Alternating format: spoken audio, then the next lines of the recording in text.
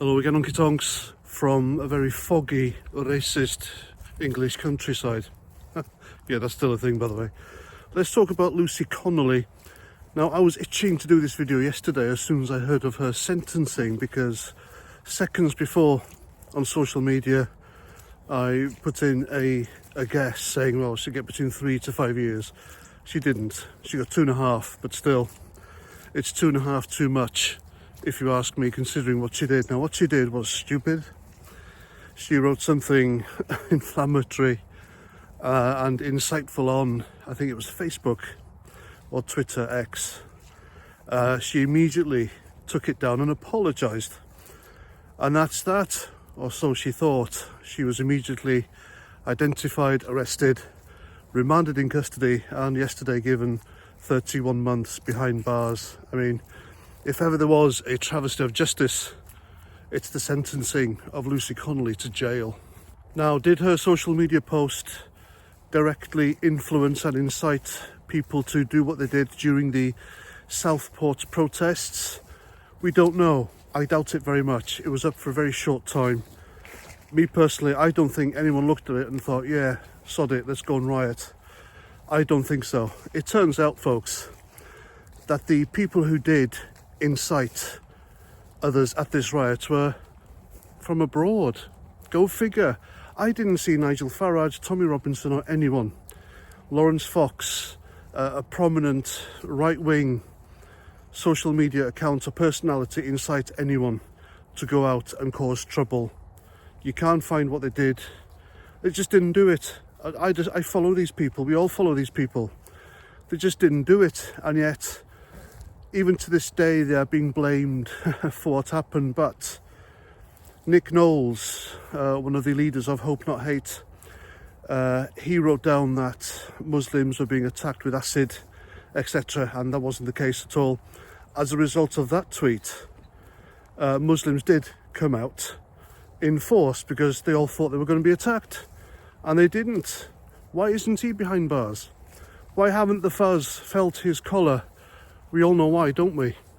Now, I do believe I saw many posts on X regarding Lucy Connolly and her personal experience with foreign NHS staff. Whether that story is true or not, I don't know. Look it up yourselves.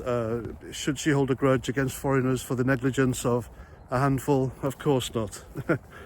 But should it factor into her sentencing if it is true?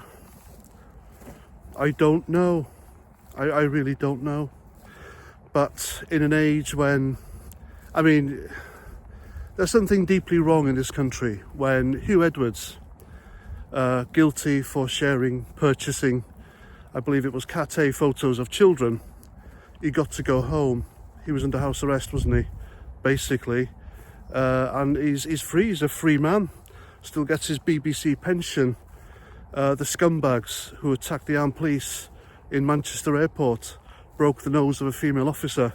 They're free, still haven't been charged. That man in the restaurant who attacked a waitress still hasn't been charged. Nothing whatsoever. There are worse things happening in Britain, committed by worse people, and they walk in the streets, and Lucy Connolly is now serving 2.5 years for something she said rashly on social media, deleted and apologised. At least she did that, you know. But swings and roundabouts, I think, when it comes to the law in this country. Don't you agree? I'd even go so far as to suggest that Lucy Connolly is a political prisoner, because our dear leader, Keir Starmer, the Prime Minister, he personally strong-armed authorities to fast-track cases like hers to make sure that they were jailed. And of course, you've got her judge and the other judges who dished out this sentencing, doing it in order to look good with the woke establishment to further their careers. That's just an opinion I have, because any judge worth their salt, a mature judge with a good head on their shoulders, would look at this. I mean, to get jail for saying something which didn't lead to something worse, It's just ridiculous. People are getting jailed for hurty words now in Great Britain. That's a fact. Cancel culture is rife, and the Labour Party, Keir Starmer, are behind it. Well, the Tories did nothing to stifle it, the two-tier policing system, but it's what the Tories did, but on steroids, thanks to Labour and Keir Starmer. Now, Ricky Jones, the Labour councillor who incited a mob of leftists in London during a counter-protest against people who are concerned about what's happening to this country. I mean, yeah. He stood there with a megaphone and said that people like you and me should, and I quote, let's cut their throats and get rid of them, unquote. That's what he said. And he meant it. Leftists mean it when they want us dead, folks.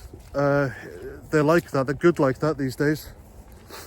They want us dead because we really feel we're the Nazi fascists in their eyes. But the people who behave like the Nazi fascists and extremists are people like Ricky Jones. He was eventually arrested, but only after a social media outrage, because people getting arrested and people weren't. Two-tier policing and justice system. And he's a good example. And he's awaiting trial. I believe he's gone not guilty to saying that. Or context, he'll say. Or I'm the victim here because I tick boxes. People hate me, so I'm allowed to say that. That's a popular card to play in Britain in 2024, and he's played it. Now, if this guy, Ricky Jones, gets anything less of a sentence than what Lucy Connolly received yesterday, I think that's an outrage. I think that's a piss take. And if I was Lucy Connolly, I'd be putting in an appeal, if not already. I mean, as soon as I got that sentence, I'd be putting in an appeal straight away. I really would. But if Ricky Jones gets anything less, then, you know, that should put it beyond all reasonable doubt that the justice system in this country is two-tier.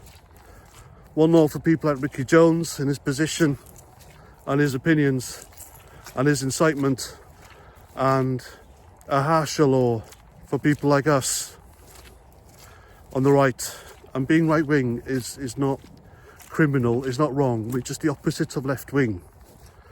You never hear the mainstream media or the usual lot, the wokey-cokies on social media saying, oh, the right-wing, it's always the far right, isn't it? We're always far right.